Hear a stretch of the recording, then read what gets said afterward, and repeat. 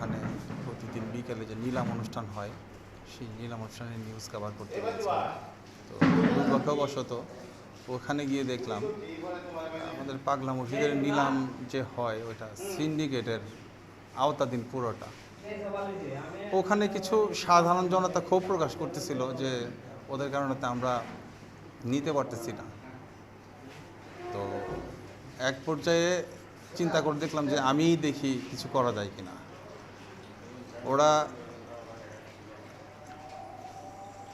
আমি একটা দাম বলেছিলাম, আমি দাম কেন বললাম, এরপরে ওরা পুরো সিন্ডিকেট প্রায় 10-15 জনের একটা গ্রুপ হবে, সেই গ্রুপ মব সৃষ্টি করে আমাদের সাংবাদিকের উপরে আক্রমণ করেছে। পাগলা মসজিদের যে দান মানে সিন্ডিকেট যেটা আর কি, এই যে মুরগি এবং ছাগল যেগুলি গেছে এই ব্যাপারে আমরা নিউজ করতে গেছি। যাওয়ার পরে মানে এক কথা দুই কথা তারা কম মূল্যে নিতে চায় জিনিসগুলি।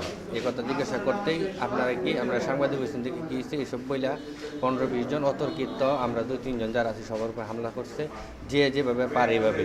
মানে এরা সিন্ডিকেটটা চালায় যাইব এটাই ফাইনাল।